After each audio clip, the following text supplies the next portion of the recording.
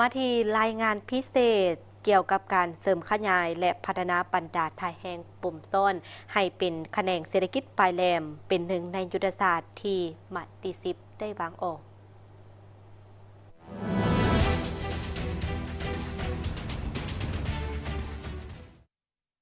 ในการพัฒนาบรรดาทายแห่งบ่มซ่อนให้แขนงเศรษฐกิจปลายแหลมในซุมปีต่อหน้าต้องดำเนินการจัดสรรเขตผลิตปรุงแต่งกสิกรรมสำหรับการส่งออกให้เป็นรูปธรรมโดยคำนึงถึงความอาจสามารถด้านพื้นที่ผลิตตัวจริงและความสามารถเข้าถึงตลาดที่มั่นคงซึ่งในเบื้องต้นควรสุ่มใส่พัฒนาตามแล้วเศรษฐกิจต้นต่อและบางเขตที่มีเส้นทางเชื่อมจอดสะดวกกับบรรดาประเทศใกล้เคียงทางเน้นการสร้างผลิตภัณฑ์หลักๆที่พวกเขามีท่าได้เปรียบในการแข่งขันปรับปรุงแผนยุทธศาสตร์พัฒนาด้านพลังงานขึ้นใหม่โดยเริ่มจากการตีราคาและกำแน่นความสามารถตัวจริงของบรรดาโครงการด้านพลังงานที่กำลังผลิตบรรดาโครงการที่กำลังก่อสร้างหรือกำลังสำรวจออกแบบพร้อมทางคำนวณอย่างถูกต้องความต้องการก็คือความสามารถสนองพลังงานตัวจริงของทั่วประเทศในแต่ละระยะเพื่อดัดแก้อย่างทันการในส่วนที่บ่เหมาะสมเพิ่มทวีการคุ้มครองติดพันกับการขุดค้นนำไส้แหล่งทรัพยากรธรรมชาติที่อุดมสมบูรณ์ให้เกิดประโยชน์สูงสุดในนั้นสุ่มใส่พัฒนาอุตสาหกรรมขุดค้นและปรุงแต่งบางประเภทแห่ธาตุที่สำคัญ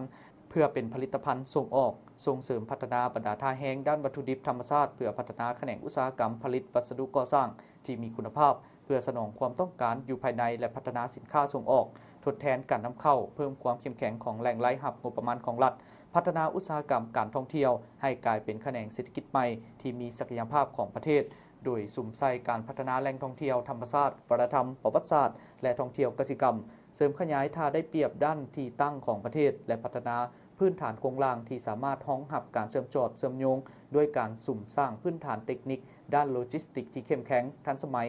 ตามจุดผ่านแดนต้นต่อตามแล้วเศรษฐกิจเหนือหาใต้ตะวันออกหาตะวันตกเคียงคู่กับการปรับปรุงระบบนิติกรรมและกลไกคุ้มครองเกี่ยวกับการบริการผ่านด่านและขนส่งสินค้าข้ามแดนเพื่อเชื่อมโยงเศรษฐกิจกับภาคพื้นและสากลและต้องปฏิบัติบทบาทคุ้มครองต่อที่ดินของวงคณะญาติอย่างเข้มแข็งเป็นระบบมีประสิทธิภาพติดพันกับการดำเนินการจัดสรรและวางแผนพัฒนาให้เกิดประโยชน์สูงสุด